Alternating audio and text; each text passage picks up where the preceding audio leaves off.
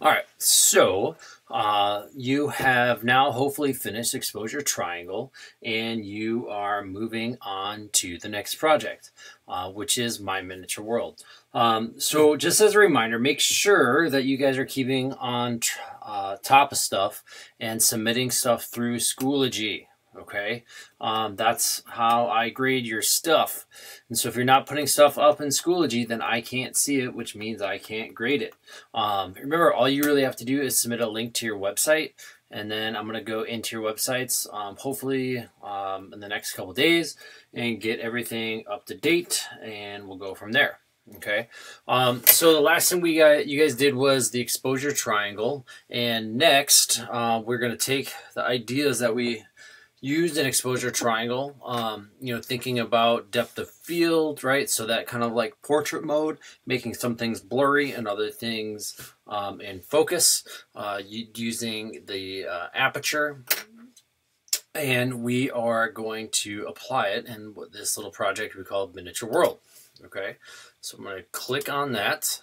Cool. And we're going to just kind of scroll down to some of the examples. So essentially the big idea with Miniature World is that you are going to use toys to create a narrative. Okay, there's kind of three different ways that you can kind of think about this.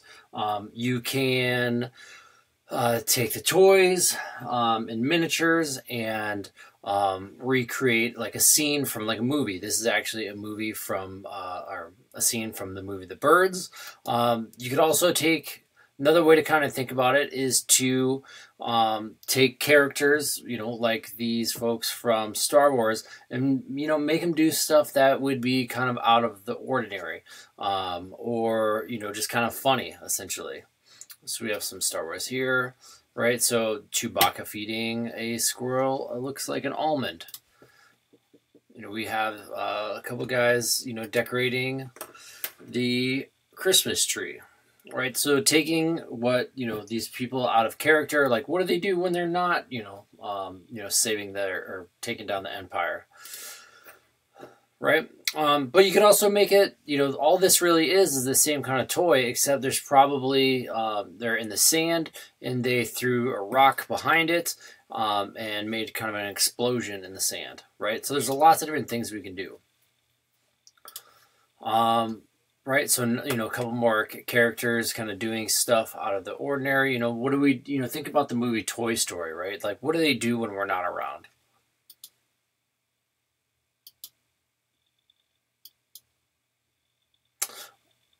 This is another, this is an artist totally blanking on her name right now.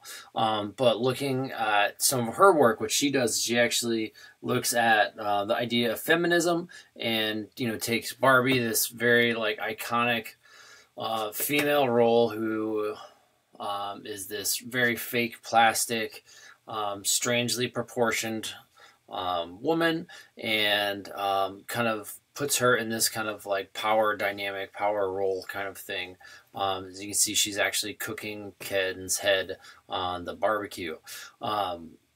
She does a lot, like a really wide, this is actually a really kind of mellow one compared to some of the other ones that she does. Hopefully this is still recording. Yeah, it is. Okay.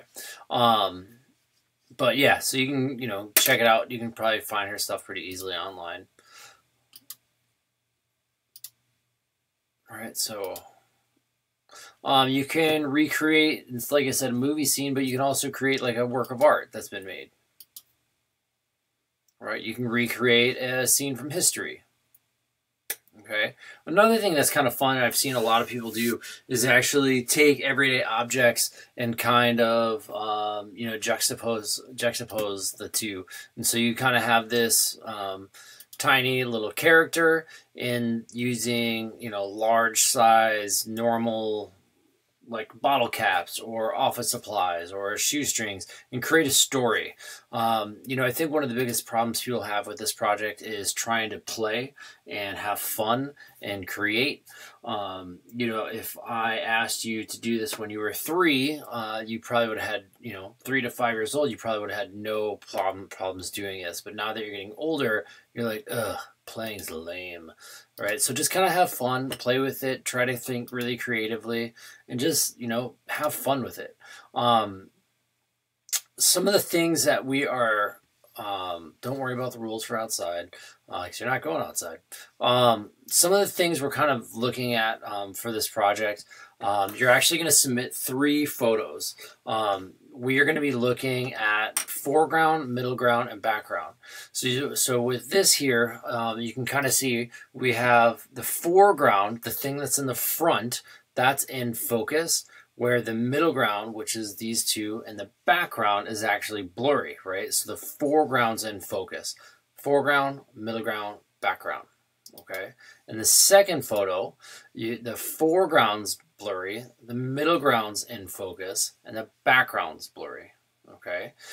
So just by switching what's in focus, it changes the narrative a little bit, right? So in this scene, we actually feel almost as if we are witnessing him, our little winged creature, you know, coming up on these two. And our brains kind of bring us to all these different places, right? Maybe these are, that's his ex-girlfriend, right? Maybe he is jealous, like he used to be a father. Who knows? Who knows, right?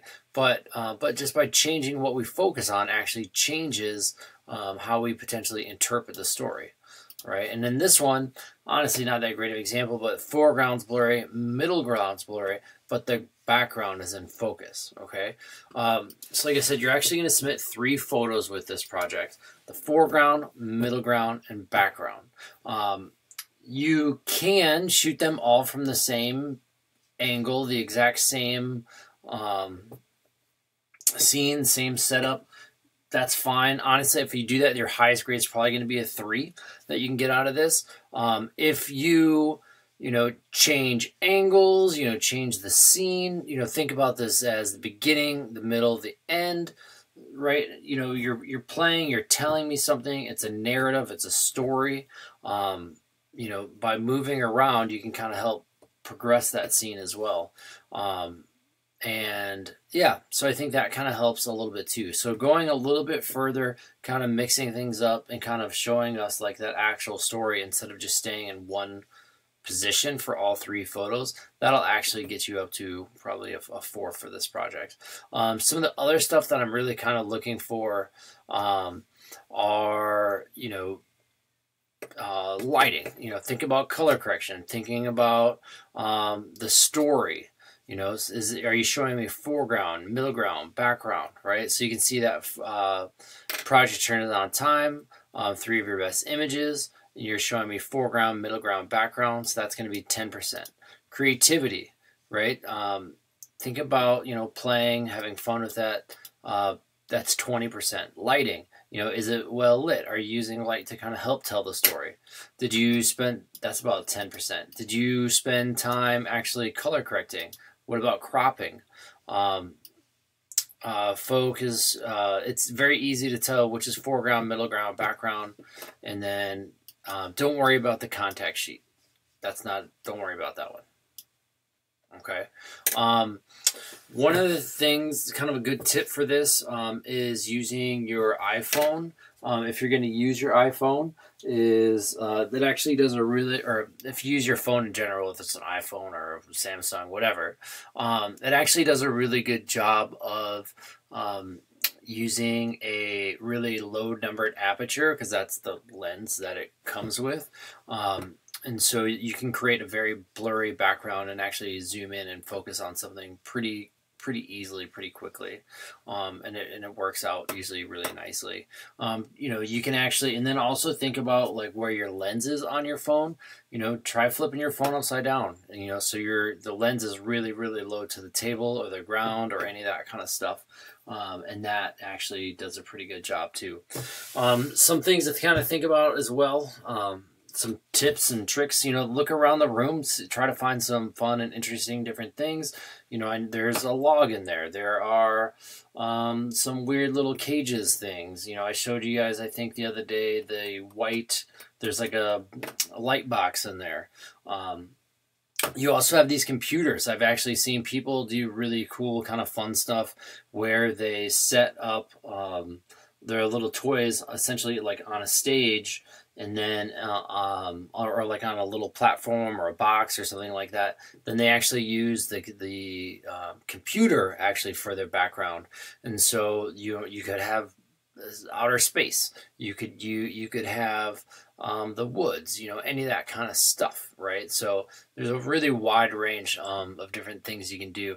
Your imagination is your biggest limitation with this kind of stuff. So be creative, have fun. You're going to have a little bit of time in class to work on this today, maybe like another couple days. Feel free if you want to, you could do this outside of class too. I've seen some really fun stuff that people have done outside of class as well. But yeah, have fun with it. Make sure that you're staying on top of your weekly assignments, and we'll go from there. All right, people, have fun, good luck, and I'll see you in a little bit. Bye.